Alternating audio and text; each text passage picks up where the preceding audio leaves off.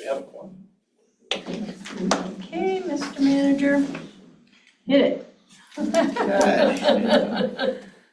Well, with that, tonight's agenda, we have the consideration for enactment of an ordinance concerning an amendment to the lease for Pompano. Have them stay with us, which is great. We have consideration to approve the purchase of furniture for use by the police department. Consideration for the adjustment to the financial security that was posted for the Castlegate Green project. That's actually a release of the remaining funds. And then consideration for the award of the tennis center fence replacement project. We switched the order of the discussion session a little bit this evening at the suggestion of one of our advisory board members. We are going to do a review of commission liaison activities with the various boards and authorities first, Okay, so that we don't run out of time. great. Nick. Excellent. Outreach didn't meet between our last meeting. They're working on their gala, which is the first Friday in May. Parks and Rec, we, at their session, they discussed the main park plan. They were going over that and kind of going through it and determining what they feel would be good, from the plans. And then they also prioritized their 2020, they were looking at prioritizing their 2026 improvement projects. That was it. And But the naming thing, I was gonna say anything about that till next. There was a proposal for, from a group, can't remember what the name of that gentleman was. Friends and family of Frank Gill. Frank Gill, for naming rights for The Ice Rink Rec Center, and we will put that on the next commission discussion session so that the public and everyone else can get some background information on that proposal. Great. Jeffrey. You're on I mute. think you're on mute, sir. You're on mute. Thank you. Resiliency was excited and happy to welcome Jim Bentz, Taylor Merritt, and Rick Saba as new members. And last meeting, we spent the vast majority of the time working with OHM, who are consultants that we've hired to manage the zoning refresh. So a lot of good discussion there. And yeah, just wanted to spend some time with them to kind of see where the Resiliency Board wants to provide some input towards the zoning. Margaret. So speaking of zoning, also the Mount Lebanon Partnership has a subgroup who's working on zoning issues, and they've come up also with a position paper. So it's really helpful since you have a lot of tenants and business owners and people who are interested in Uptown Mount Lebanon. It's a great sounding board and a way to get additional opinions about potential zoning changes. And they also have their upcoming events that are coming up, and so they're able to get staffing for that. And then with the CEB, they have their boards and authorities dinner coming up this Thursday, so they'll be there presenting the Mount Lebanon Citizen of the Year, and also engaging with people who've served on the boards and authorities. And they'll be doing tabling at Lebo Pride coming up in June. So which commissioners are going to the boards and authorities dinner? I am. Nick? I can't. You're gonna be out of town? You're out of town. Yeah. Out to lunch too, but, oh. I know. Okay, I am the commission liaison to the finance board, who has been busy being buried in trash. I couldn't resist, I'm sorry. They're studying whether or not to bring trash in-house, trash collection in-house. And what they've assembled a lot of information, I have to say, they really have, and it's an incredibly expensive endeavor. Biggest part of it is probably workman's comp, because people who collect trash get hurt a lot. So we've really come down to the resolution. There's been stuff that's been distributed to you on what they have come up with. And their next move is to suggest that we bring in somebody who really is an expert on it to give us better and more advice. The library, you all heard from Robin on Saturday at the planning session. The big thing is Draw Collective is working on phase 1 of improvements to the library, which include not only bringing the bathrooms on the main floor into ADA compliance, but refiguring a lot of the space, redoing a lot of the space, and it should be wonderful when it's done. MRTSA is chugging along. We switched our payer company. This is the company that collects money from someone who has used the ambulance service. So you pay either by your insurance, your private insurance, or Medicaid, Medicare, or we bill you separately. And we are seeing improved collection rates with this new company, but we're also taking a hit with bringing more and more of the equipment that is used by those first responders up to date. So still, it's an expensive endeavor, and it always will be. And we're waiting for ambulances. We have ordered 2 ambulances. I think we have 4 total down at the station, and 2 will be replaced this year and 2 next year. That's it. Yeah. Our next agenda item was supposed to be for information about a Connect Power purchase agreement. Eric Robb reached out to me yesterday and indicated he was not able to attend tonight to make that presentation. So we're going to move to our next discussion session item. Yes, Draw Collective. Great. Yay. Thank you, Commissioners. I have Chris Brown and Amy George from Draw Collective here. We are back to talk about the Recreation Center upgrades. As everyone knows, we got a fairly substantial grant thanks to our Congressman Chris Deluzio for helping us to get that federal funding as part of this project. And this will kind of dovetail into the second part of our discussion session tonight, which is talking about potential bond issue projects. So with that, I will turn it over to Chris and Amy. Eric, you should move you forward. Okay, thank you. So we were last here a while ago, and there's definitely some new faces around. So we're Draw Collective, we're an architecture firm. Our main office is just down the road across the fire station at 470 Washington Road, and we're actually both Mount Lebanon residents too. I'm Chris Brown, I'm a principal and architect there. I'm Amy George, I'm an interior designer.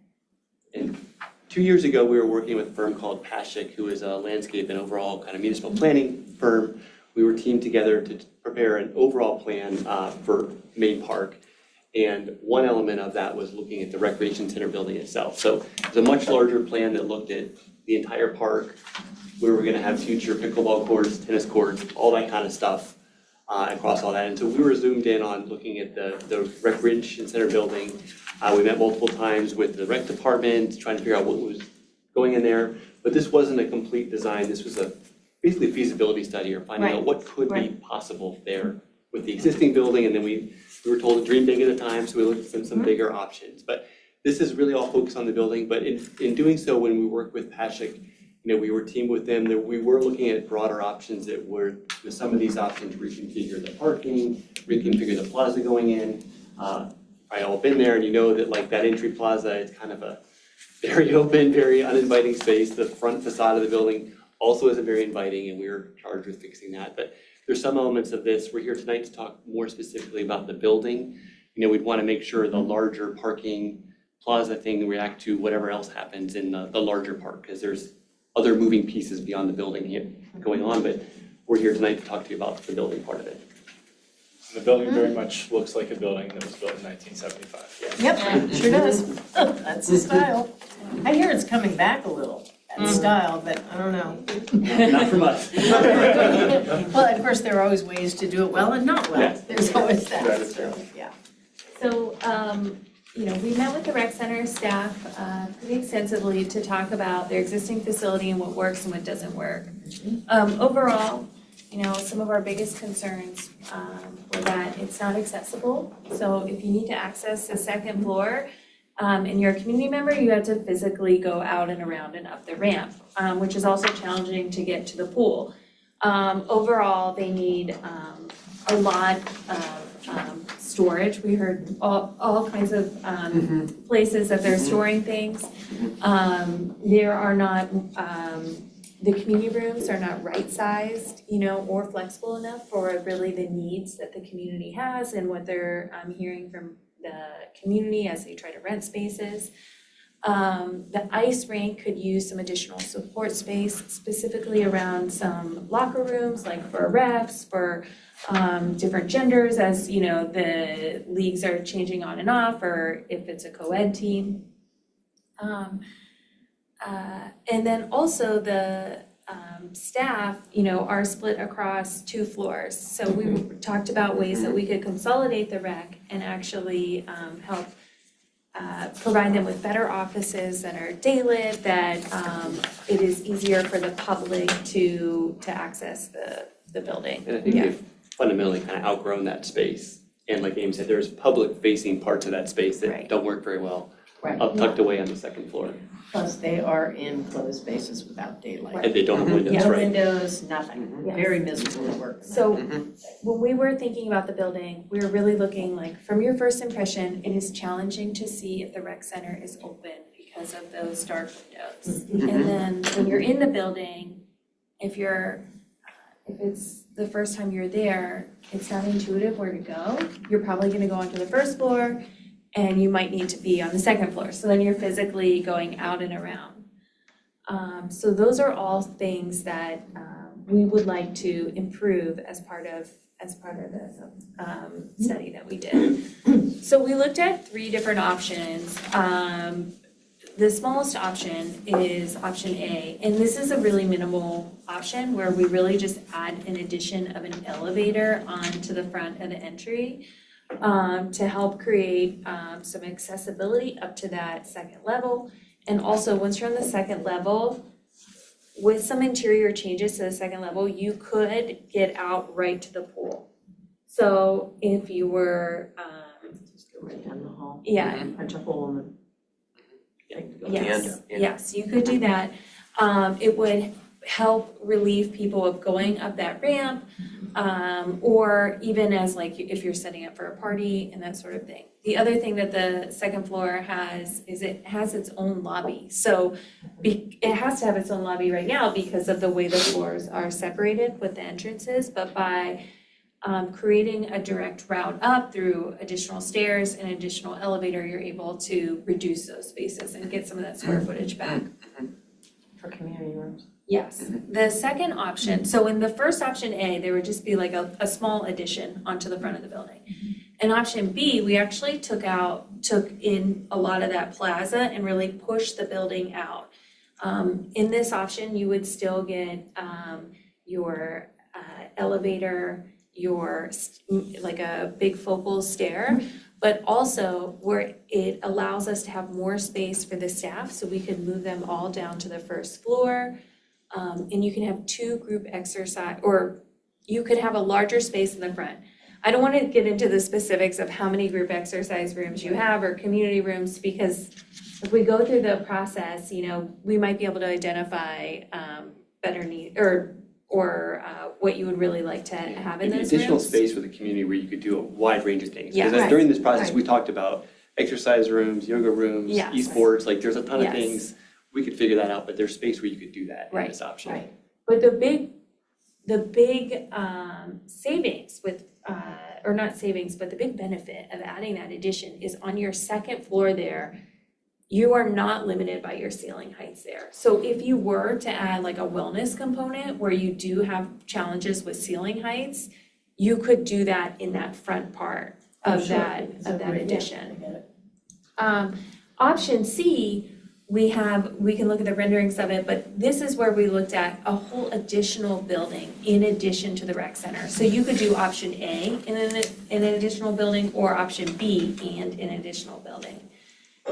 But we can start going through it. So you can see like on the left side is the existing as the rec center stands out. And if you see to the left part of this screen, you can see that internal staff stair there.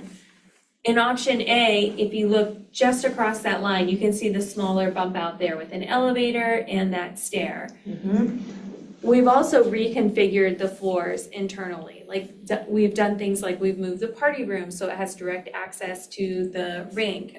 We've moved the staff offices, while in option A, we couldn't get them on all one floor, we were able to surround them by the stair, so that the staff are easily able to come up and down within their offices. And you can see also on the second floor, we've reconfigured those community rooms a little bit. Another benefit outside of being able to have direct access to the pool is that with the reconfigured second floor, you'd be able to look into the ice rink from that second floor. Option B is you can see, again, if you look at that interior stair and cut across on the first level there, you can really see how far we've bumped out here. So now we have the entire first floor as the staff area. In the red area. We've still have the party room on this side. We're able to have some additional changing spaces. And in option B, those areas in the blue, those are those larger rooms that I spoke about with the higher ceiling. Oh, in the second floor. Yes. Yeah, so if you go to the renderings in the next slide. Can I ask you a question? Yes, Is yes. there a change to the studio rink in option A or option B? There shouldn't be. It just looks that Yeah, it looks like we did More squared this it's more geometry squared is off, that's different. the only reason I asked the question. Not intentional. Yeah, okay. yeah, no, nothing. Not trying to spend money there. Yes. Just So as we were going through this process on the next slide, one of the things we were always trying to track was what the existing square footage is for those kind of key spaces that the rec department uses. And in each option, how much additional space that they gain. So like a big one being storage, and that they have about 900 square feet of storage now. And option B, they have about 2,200 square feet. So that's a lot, that's a big additional space for them. There's an increase in all the rooms there. So if you look at the renderings, you can see this is that option B option where we've really taken some of the plaza, but we haven't taken it to the point where it's up against the curb. Like you would still have a setback. We added like a pavilion or like a pergola, yeah.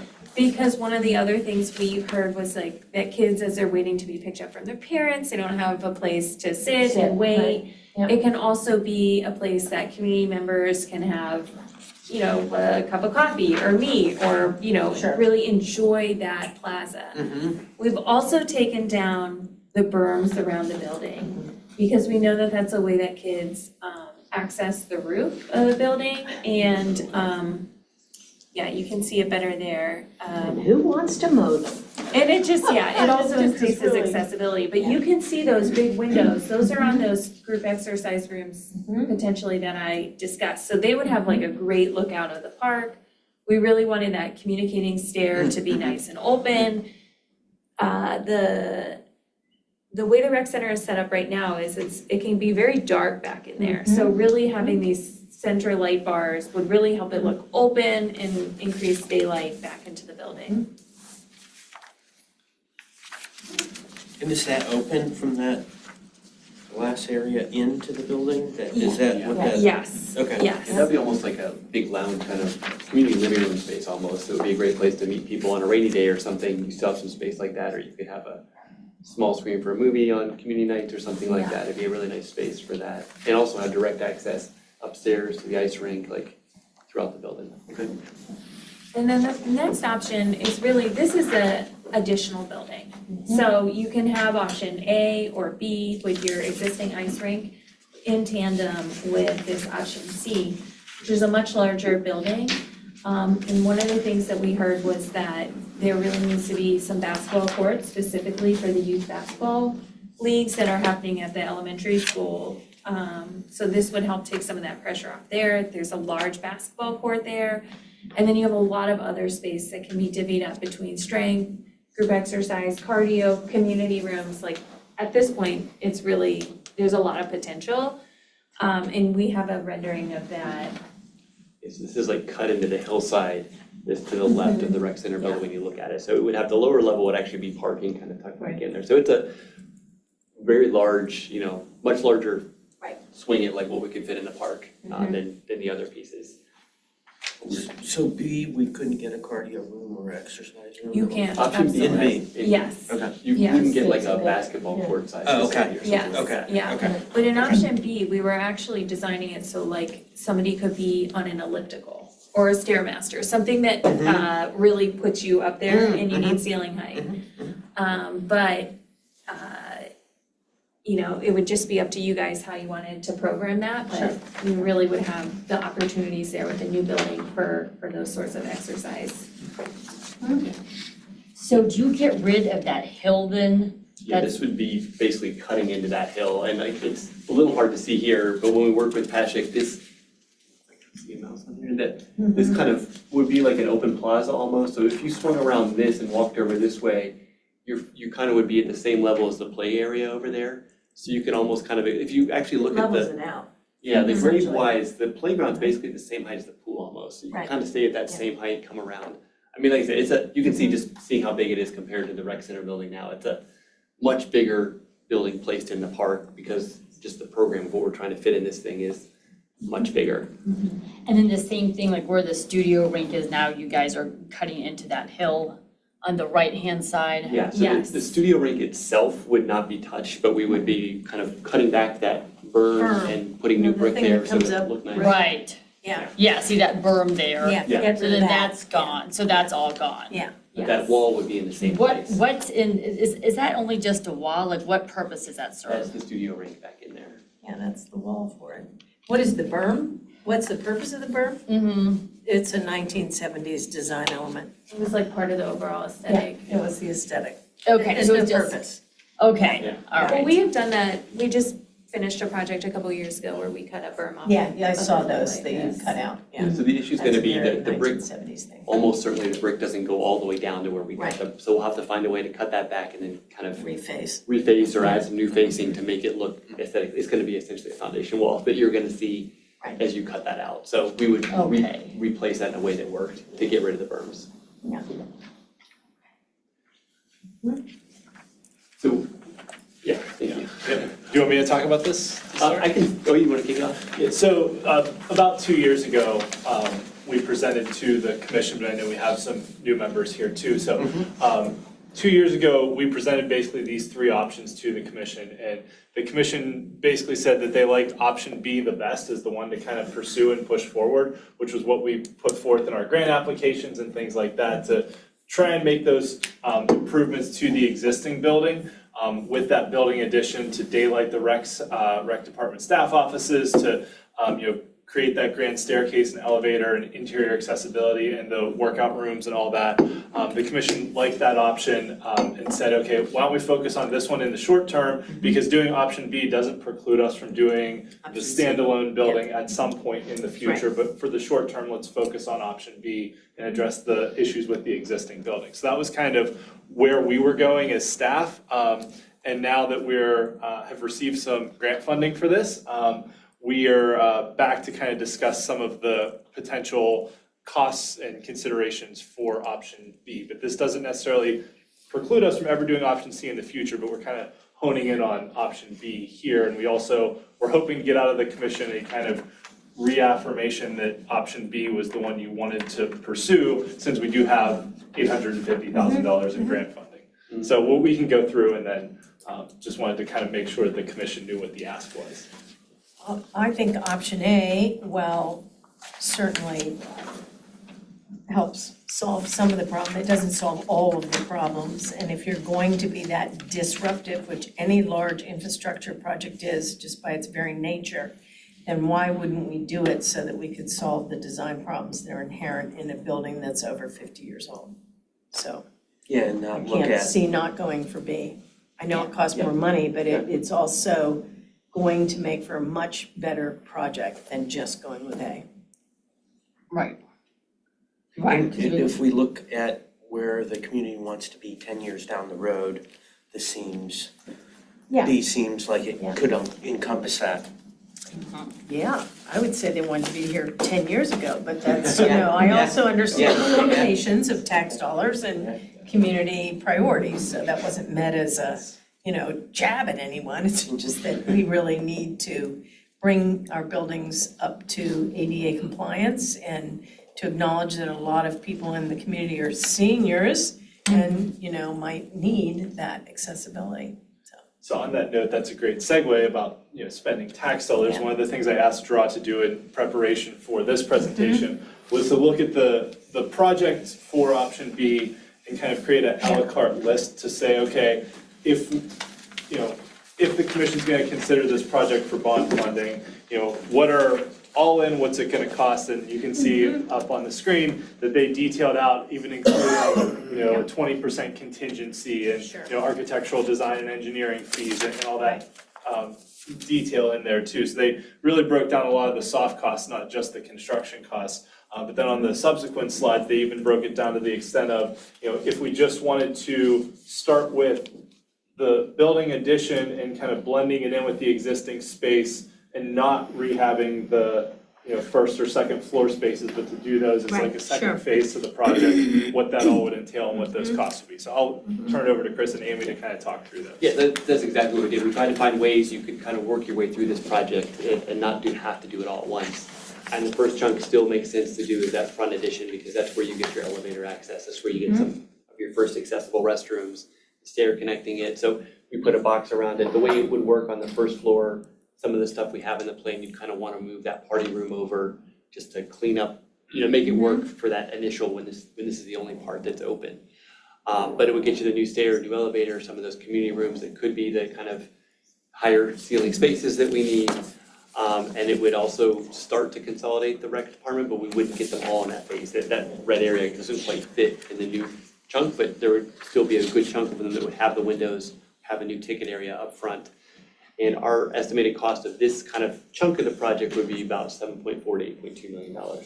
And that estimation is based on kind of all those soft cost fees included in Yeah, that it's as well. looking at it the Sure. same way as the Yeah. big numbers of kind of your budgeting approach. And please know, construction costs are going through the roof, so. And then we have updated since we were here 2 years ago, and they are different than they were last time we were here. So, yeah. So then we thought the next chunk we would want to tackle was the upstairs, because that's where you really get your larger community rooms. One of the big things was getting some of the support, like kind of kitchenette and spaces that would help support those community rooms for group meetings. Basically dealing with that upper floor of the building, getting that connection back to where the pool would be.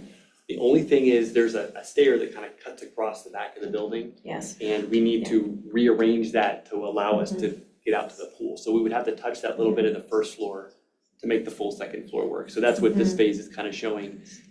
Everything else on the first floor in that middle chunk would stay at like it is. You could just fix that one bit and then it would be a second floor project. And we thought that would be between 6.1 and 6.7. And then the last piece is just addressing the remainder of the lower floor. And that's where we had some of those new restrooms or upgraded accessible restrooms that would allow to have, you know, officials locker rooms or multi-gender restrooms, redo the lounge and lobby there, the skate rental, all that gets kind of finalized. We finally get all the rec offices consolidated down there too. And that would be in the $3 to $3.3 million.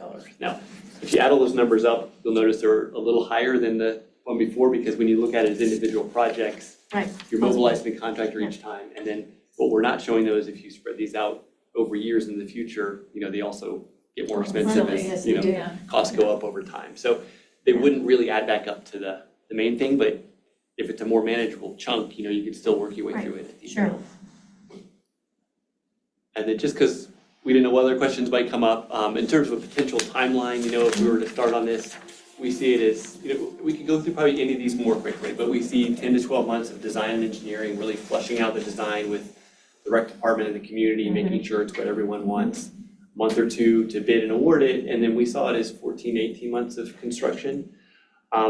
You could do it a lot faster if you could just clear the building out and shut it down for a year, but we're assuming we're gonna do it in a way that keeps as much of it as we can operational. Sure. And so it stretches it out a little bit more because you're Sure. kind of moving from piece to piece of it. And then another month or two to get in there and occupy. Those costs we were sharing to include the kind of equipment that we would need to operate that space, the office furniture, that kind of stuff would be in there, so you go and set that up. So it gives you a grand total of a little over 2 years, a little under 3 years of kind of, from the moment you all decide to go to we're cutting the ribbon and people are moving into. Now, is that the 3 chunk? This would be all at once, so this would be This is all at all once? at once, Okay. yeah. So yeah, you would skinny this down too if you did a a chunk of it, like just the front, that would take less time than the rest. Would there be a period of time where the hockey teams couldn't use the ice? And if so, like how long would that be? So I think one of the reasons we would stretch out that construction timeline is finding a way to always keep those kind of things open. So they can just. Yeah. So you'd be doing a little less efficiently in other parts of it, because we'd be leaving a path open to make sure you could always get in, and building like a little quick temporary ticketing area when they're, right before we could transition it, like making those kind of steps in there so something like that doesn't come offline. And then we keep the community rooms online as long as we possibly could, and then, we kind of try and do it that way to have Yeah. parts of it available for as much time as we could. But Okay. the price you pay is it just takes a little longer. Yeah, and we'd also like work with the rec department to determine if the ice is ever being melted down, these kind of key dates that the facility goes down. Yeah, you could do. Then we yeah. can kind of do something like a system shutdown if or something if we have to do that for construction. Construction staging, you'd probably use that one parking lot over the side. Is that gonna So be except doing the sufficient? pools open, because that's, I don't know, we have to really Yeah. think through It's some gonna of be that kind tough. of stuff. There's not a lot of Yeah, room there isn't. immediately around that building to do that kind of thing. Yeah. And the pool. And depending, depending on how you phase this, if you're going to remove that hillside that's outside of, Yeah. you could potentially use that as a staging and laydown Right. Oh, area sure, I guess for you could, yeah, materials. yeah, Right. And without Yeah. impacting parking, which is always at a premium yeah, Yeah. yeah, down there. sure. But when we do like a lot of schools and we have like pretty, we have to follow a school schedule. So we Yeah. are really good at setting up our front end so that, it says like construction workers have to be gone, or if there are key hockey weekends, or, like building all of that into the schedule so everyone really knows what to do when. Well, I think it's a fabulous project, so. Is there any other questions or anything else you can? Anything else from the commission on the rec center piece? Like, so procedurally, like how does this go? Would this get like built into the budget? I mean. This would be a bond issue. Yes, Okay, it would, bond, yeah, it would be a bond issue, and then kind of once the commission, started the idea that like, okay, we wanna consider this as part of a bond issue project, we would take it through the planning board approval process for a, land development approval for the actual building addition. And that would kind of be after we develop out some more of the architecturals of, what's the actual footprint gonna be, what's the, what's the interior gonna be, things like that too. So there would be a planning board process for approving the land development, because we always hold ourselves to the same standard we hold private developers to, which is why we take all of our municipal projects through our same planning board process. Since somebody asked the question, I'm gonna ask another question. With the, sort of, which I love, sort of the drop-off area that's identified there. Overall, are there any overall impacts to parking in terms of loss of spaces or? So what we're talking about, this is where it gets like bleeds into larger things. What we're talking about is the building itself, and like you might redo the pavement or the concrete in that plaza, but we weren't linking that to, like, there, if you remember when we were here with Patrick, they Yeah. had multiple options for I do. reworking the parking, some gain parking, some lost parking. This would keep that parking lot edge more or less the same unless you wanted to expand into that or do one of those options, but that, Right. and like I said, there's other moving pieces Yeah. like that we don't know about that. We could work through some of those details as it goes through the planning board process Yeah. in terms of Yeah. what happens with the submission. Big complaints, people want more parking. And again, it's Yeah, landlocked, as they say. valid and Depends it's, if you you ask know, in the it's summer also, or in the Yeah. winter time. Yeah, it's also nice to know that people are using the facility Yeah. because. Yeah. And there are things that compound that from time to time. If there's a tournament that's, at the rink at the same time that the pool's fully operational, then on a 90-degree day, there's a problem. I guess the simpler answer is like, there's nothing about the building project that requires us to change the parking. Yeah. But if you're Right. thinking about changing the parking, it would kind of be a good time to That's the link that opportune with the time to- plaza and all that That's the stuff, and obvious have it all time be to do it. holistic, Holistically, so. yeah. Yeah, absolutely. Thanks for your work on this. Nice Thanks for having us job. back. Yeah, thanks for having me. Okay, so that is a wonderful segue. Into bond projects. Bond projects, Yeah, yes, let's talk money. yes. So as part of the 2026 manager's recommended budget and then the budget that the commission approved, there were several projects listed as potential bond funding projects. Now, they're listed in the budget, but obviously the commission has to go through the process, which requires 4 yes votes to issue debt. So there, Finance Director Andrew McCreary and I are here to talk about potential bond projects. So I want to address a couple things because I know you got a list that's the same list that was in the budget, but in your packets this week, there are a couple changes that I wanted to talk about first. Sorry. So 2 projects which just appeared before the planning board last week, and we have Josh Scanlon from Gateway Engineers as well as Dan Dizeroth from Gateway's online as well. So first, the Sunset Hills Park Brafferton Field Improvement Project. This one basically keeps the footprint of the field largely the same. It bumps it slightly out in the top right corner with a small retaining wall.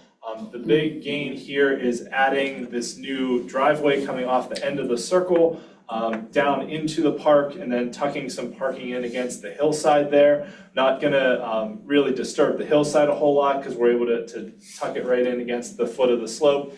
Adding some stormwater management underneath the parking lot, which that slope all drains down into kind of a natural swale there right now, which gets very sloppy during the summer months when it rains, and the spring and fall as well, and winter. So I guess all year round.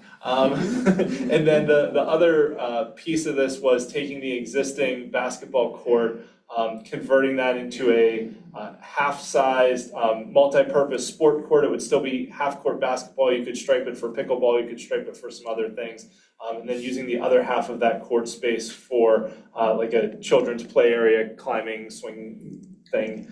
We're not entirely sure exactly what it would be, but everyone can kind of visualize, little kids' playground thing there. Because the field is often utilized for a lot of, soccer, lacrosse, things like that. And oftentimes when families are bringing their kids there for activities, they have other younger kids who are just running around, and if they don't play basketball, there's not much else for them to do there, so having that Right, additional sure. space for kids to play. The other aspect, you can kind of see between the parking lot and the field, there's a sidewalk trail space to make some connectivity between the parking lot and make it accessible over to the playground basketball court area. And then some ideas that we put on the site plan for the future, not necessarily part of this plan, but potentially being able to add a future restroom here. We'd have to run water and sewer to that or find another way to manage that. I know there's, some state parks do some things with underground tanks and things like that. But, so Compostable toilets. things like that, yes, yes. And then what we kind of colloquially call the McMeans Donnellen Trail, because David and I are both big proponents of this. Linking Brafferton Park down to Valley Park Drive at the bottom. So at the back end of the cul-de-sac of Valley Park, there's a sidewalk that runs between 2 houses just into a pile of brambles. And if you walk back it, you can see Brafferton up at the top, but it's all just brambles and wooded hillside now. And if we can create that, there is a creek too, yes. So we definitely need a little footbridge or something. This may wind up being like multiple Eagle Scout projects or something to develop this in the future, but this is why we're showing it as future trail, not part of this, but it's kind of the idea to link Valley Park Drive up to Brafferton, which at the other end of Valley Park is Williamsburg Park, so you would link 2 community parks together then via this trail. So the Brafferton project received a preliminary approval and recommendation for final approval from the planning board. So that will appear on a future commission agenda to vote on the final approval for that updated site plan. Brad didn't have any parking now. No, the only parking This is the there, one we've gotten all the complaints about. Cul-de-sac area, Yes. they park there. Yes. They also park all up and down Brafferton. They Yeah. park both Both sides sides. of Fruithurst, Yeah. which we've had concerns, rightfully so. Sure, yeah. About a large apparatus such as a fire vehicle being Trying to able to get through, actually make sure. it through. Yeah. So we're trying to address some of the Yeah, parking no, issues. makes sense to Parking in me. front of the fire hydrant where we, the police to Let's move it. Yeah, people can be jerks. I mean, you know. Yeah. Most of them aren't, but some can be from time to time. How many spaces are potentially down? 21. Thanks, Josh. 21. 21? 21 spaces? Yeah, Okay, great. something. And then the second project that appeared before the planning board last week was Middle and Seymour Field renovation as well as expanded parking along Cedar Boulevard.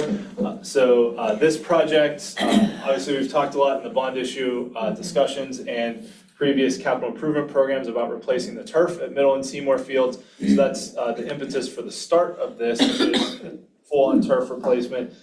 Adding lights to the Seymour Field side of the field.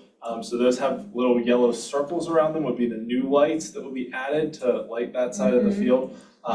Adding some hillside seating between Cedar Boulevard and the fields, kind of the big like concrete steps to work with the topography there and hopefully get people to not put their chairs on the sidewalk on Cedar Boulevard to watch games on the field, but actually be able to use the seating on that side. This site plan also bumps in the fence a few feet to create a accessible sidewalk between the parking lot that's between Middle and Dixon Field all the way down and across down to the batting cage area, which I know is something the Baseball Association's been asking for a while so that they can move equipment back and forth a little easier. So it does bump the fence in a little bit, and then having that sidewalk there down at field level. And then moving further down to expand the parking area to have some more formalized spaces. Right now, there are some formalized spaces and some just kind of free-for-all gravel area. And, you know, on a busy day down there, people will park on the grass. We heard from neighbors on Veland that people parked in their backyards, that people damaged their trees. We heard a lot from those folks as well. So the plan here is to create, keep the access point here off of Cedar would stay the same width. So we're not changing the width of the access, but to create an inward drive aisle here, there would be a one-way in, a drop-off area with a plaza. The plaza would have bollards on it, so you couldn't drive into the field, but they would be removable if we needed to get in there for maintenance access or something like that. But you could have kind of this pickup and drop-off area here. We could put some bike racks there. We'd have ADA accessible parking, which are these gray spaces here, that then would lead directly into the field space and connect with these sidewalks. And then continuing on through, as the one-way traffic goes, you would have the parking stalls then on the outward way, a couple little cut-throughs to be able to help traffic flow. We ran this for school buses, and school buses can make these turns as well, since this is used for high school baseball. And then there would be some additional landscape buffering along the back of the drive aisle and on the sort of planted median here around the parking area, because since we're adding lights to the field, we wanted to make sure that there was some good screening. And there is a decent hillside that goes up to these homes, so it's not going to be like cars parked here are going to be having their lights shine directly towards the homes, but having some additional landscaping there would also prevent people from parking there. So if you only have a drive aisle here, you kind of have to keep this clear. You're not going to be able to park on the drive aisle and have traffic circulate that way. So this project also received a preliminary approval from the planning board in March and a recommendation for final approval from the planning board last week in April. So this will also appear before the commission for some consideration for the site plan updates at a future meeting. You'll notice the red line here on the plan also. These homes on Veland, their properties have a deed restriction that the municipality is not allowed to build within this triangle area. So that's why we're basically, the only thing we're doing is there's like a couple trees. But other than that, we're not constructing any part of the parking or drive aisle within that deed restricted space. How many parking spaces are you picking up? There's 76 total 76. on this one, Pretty good. including the area that's there already. That's in total. Are you gonna make sure we're engineering the lighting so that it's, going down and not That's dark It's sky pretty- fixtures. Huh? We use dark sky fixtures. dark sky fixtures? Yeah. Okay, good, yeah. The Park and Recs board was wondering about this, if there's gonna be added bathrooms. That was one thing that they were They're not on this plan, there's not a plan for added bathrooms. But I know as part of the overall main park site plan, Pashik and Draw did a nice little mock-up of the concession stand space of how we could turn that into more of a plaza Right there, area. yeah. And potentially add some bathrooms there. Yeah. As long as it's accessible and you have the sidewalk, you should be in pretty good shape, I think. My opinion. Okay, so, One more question. Yes. Didn't we talk about adding, at one point, and I just can't remember the conversation, forgive me, but didn't we talk about opposite where we are putting in seating on the other side, maybe going into the hillside for more seating? we looked at that as part of the plan. Yeah, And we, because of how this is, so, trying to think how best to describe this. Down on the plan is Yeah. west. Right. And up on the plan is east. east, Yeah, so we felt that putting the seating with its back to the west was better because in the evening when the sun Oh, is sure. setting, Yeah, if yeah. you were sitting on the side between the pool and the field, you would be staring into the right sun. into the sun. Yeah, rather than having the sun to Sure. your back. So that was why we focused on adding it here, also to try and mitigate getting Makes people off sense. the sidewalk. I believe there are some extra bleachers added. There are some here. bleachers On over this there on Seymour, On one right over side. there. Yeah. Yeah, there are. I saw them the other day when I was sitting there for 3 hours of lacrosse practice. It also gets a little, you've also got the dugout areas that are over. Yeah, yeah, sure. Yeah, I just wanted to have my head refreshed on it. And then the Yes. neighbors had some questions or potential complaints about people kind of hanging out after these games are over. And then in terms of like, calling the police or whatnot, that would typically be what, like at 10 o'clock or later or?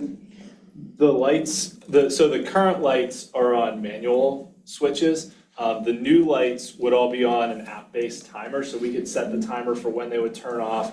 And our parks and facilities folks would have control over them via the app. So we'd have a lot, with the new lights, the lights all around the field will get replaced. So there's just the new lights being added on the Right. Seymour side. So Yeah. all the lights on the field would be part of the same app system that we'd be able to turn them off now. Because now since they're manual, it's kind of contingent on whoever's using the field to remember to turn them off. So what time do we, Dave? 10:30, games can go till 10:30. They often don't go quite that late, but, by 10:40, 10:45, lights should be out. Okay. And if people are still, like a softball team, just they're hanging out even though the lights are off, and I'm getting complaints from constituents, I would just tell the constituent that they, at that point, you just call the police because people are hanging Yeah. out and the Yes. game's over and the lights are off. Yep, Okay, that is correct. all right. Yes. Trees. There was a buzz on social media about how many trees we were taking out, how many trees we were putting in. Does anybody have a count on that? It was on the full site plan and we Yeah. can, I'll find that number You for could, yeah, just let me know yes. later, it's Yeah. fine, thanks. Okay, so because there was some, I'll say, tweaks to this Yeah. plan, like with the hillside seating addition, the original idea for this was just to have a large parking area and not have this drive aisle in. Yeah. But the planning board loved the drive aisle idea, I'll say, they thought it was much better for traffic flow. Yes. And all that, so because of that, we have some updated numbers for the bond issue from what was on your spreadsheet, so thanks to Okay. Gateway for getting those to us. I'll also just mention one of the other potential bond issue projects was the Activate Uptown portal project. So Yes. you've all seen this before, but our consultants at Pashik and Eric Miller did a great job of putting these pretty images together, so I just wanted to make sure that was still on the radar. So, Yes. the potential bond issue projects, these are our updated numbers, and I tried to color code them by color coding the projects together. So the main park project between the Cedar Boulevard parking, the lighting at the field, the turf installation, and then the add alternates, which was some of the additional items that came out of the updated site plan, which the commission will still have to approve, but wanted to put that number in there as well. And then the Bradfordton Field project, the library revitalization project, which is phase 1 of 3, which is a really important project to update the library facility. We're very thankful for the grant funding we got as part of that. So these other funds that we're showing are either grant funds that we've received or other funds that have been designated. Correct. Yes. So, Andrew, do you want to talk about anything else as far as what the numbers are and everything? If you need to steal the screen share, you can. This is my No, I last don't, slide. no, it just needs to swap. Oh, did I mess something Yeah, up? Did so I it's copy okay, and paste? Yeah, the ice rink chiller replacement, there are no other funds. You'll Oh. notice those totals don't total. That was a copy paste It's error. a copy paste there, it's okay, it's all I'll good. fix it. Yeah, you're good. To rec center planning, 200,000, that just covers like testing and Well, surveying. it was the seed money to get you started, Okay, to do a draw collective type, more extensive. My recommendation as we get into my spiel would be to remove that. I don't think that needs to start here. I think we have capital funding that's able available to for do that, it. to do that. I don't Okay. think we need to borrow against that. You guys can start that project as Okay. needed for that timeline. okay. Cool. There, is Yes, that better? yes. Okay. So so the That's 809 numbers is correct, The right? totals are right. Okay. It was just that line, Copy paste, that's that's fine. So that was one. I also think the Activate Uptown, you could also remove that for borrowing too. I think where year-end results ended Are low for enough, yeah, are sure. high enough Okay. that I don't Yeah. think we need to borrow against that for that project. And Eric can Okay. get started on that immediately and go Okay, and move forward with that project as approved. Okay. And then, we're at close to a $9 million bond issue with shown here, so you remove those two, you've got 450,000 less. You could also consider the fire truck too. We'll most likely have proceeds here from 26 or 27, this is a 28 delivery. That make that a 28 decision as opposed to, you can fund that with current funds as well. We'll dedicate the fund balance, but however you want to fund that yes, moving forward, it doesn't need to be, to be borrowed and being paid interest for 2 years before we even receive the truck. It was an idea if we needed it, right. but I don't Sure. believe we need that, so. Can we do any more of the library if we're freeing up some funds? I mean, is it worth, knowing that construction costs are just going up, is it worth saying, okay, and I don't even remember what all the phases are, so I'm talking out of my head. But not just phase one, but say, let's do phase two at the same time? Or borrow for it? No, yes? And again, I don't know what the numbers are for phase two, Yeah, I don't either. but You don't know, do you, Chris? I was just trying to think, I don't remember. Yeah, that's not fair to put you on the Yeah, spot. I I just was I don't know curious. that I would recommend doing that anyway. Okay. Just because, again, we're trying to limit the disruption to the Yes, library exactly, sure, yeah. through the phasing Yeah. that we've sort of sure. settled on. And I think if we tried to fold another piece of it in, I think there's also probably a fairly significant bump that would be needed in funding. And last but not least, I'm not sure what the Keystone Grants funding cycle is now. Oh, right. But you may right. preclude That's a yourself really from good applying point, for sure. another grant to offset the cost of phase two. Yeah, it's a really good point. Andrew, not that I want to, go over this. I certainly think we're best to be conservative, but what's our current capacity? What's rolling off? Where are we percentage-wise? If you would. No, that's a good question. So we do have some debt rolling off, but we used a little bit larger of that here for this last issue that we did in 25. So we have projections now of an increase in debt service of about 385,000 per year in a wrap schedule that I think would fit nicely within a no tax increase types absorption model that I think would work very well. So we're actually in a good bond market right now. We're about 40 basis points lower than we were last year. So we've been borrowing at a lesser rate today than we were in 25. So we're in good space there as well. Good. So That's great, good yeah, news. Thank you. Yeah. Thanks. Yeah, it should float nicely, and then, given the conversation of this evening, we'll take that information back into the wrap schedule as well. We'll make sure we refine that, depending on how the commission wants to move forward. They want to do it in the chunk where we borrow it all at one time, or we do it in the phases as designed, or Right, as sure, talked about tonight. Yeah. We can put that into the model as well. sure. So you have that information when you make the decision. Sounds good. as well. To your point, the phase 2 is 880,000 in 2028. Okay, thanks. 29 is 1.79 million, so 1.8 million. So we Thank got you. 2.5 million left. So that's that projection. And we want to stay under 10 million definitely, because For this type of issue, yes, where it's bits and pieces, I absolutely think that staying under 10 million makes sense. I don't think you need to go any higher. We can go out to market again in 28, it's not a problem, or 27, I'm sorry. Yeah, yeah. We're gonna need to go to market, I imagine, for other projects. Yes, Besides recreation. Agreed. So. Yeah. We're gonna be in the market, so, Yeah. for the next couple of years, so. Yeah. But my spiel, like he gets to present all the fun stuff, I gotta tell you all about things that are not so fun, is paying it back, right? So we talked about the 10-year wrap. do you want to? No, Okay. these aren't for published yet, you'll get those in June. So for Commissioner Petty and Commissioner Izzo, just kind of how we do this, and we've generally done this,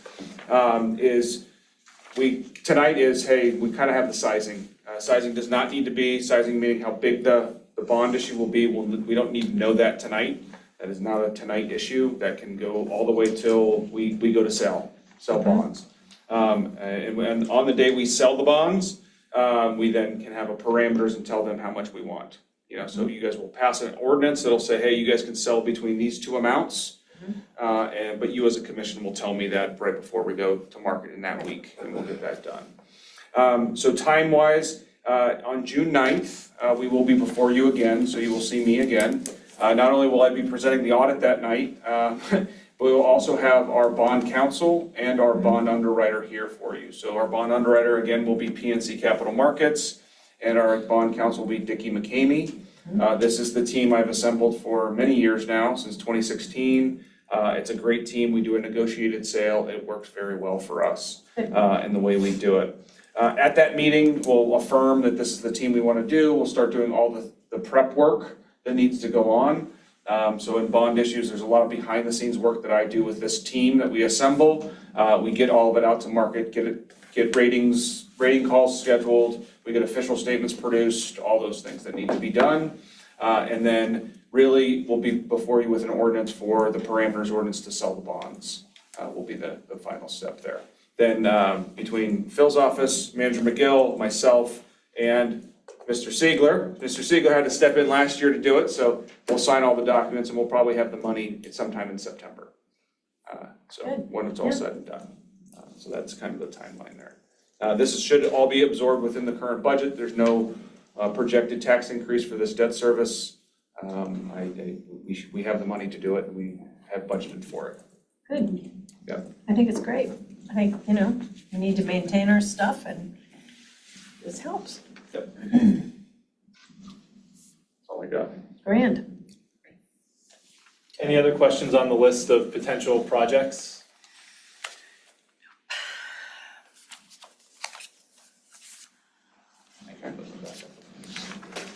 Cool.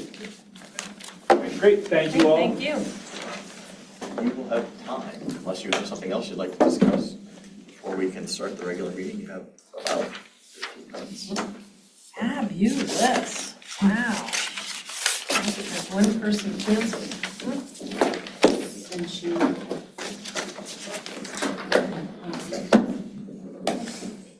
Adjourn and reconvene in the other room at 8 o'clock. Adjourn and reconvene at 8 o'clock. Oh, we're adjourned. I was trying to get there.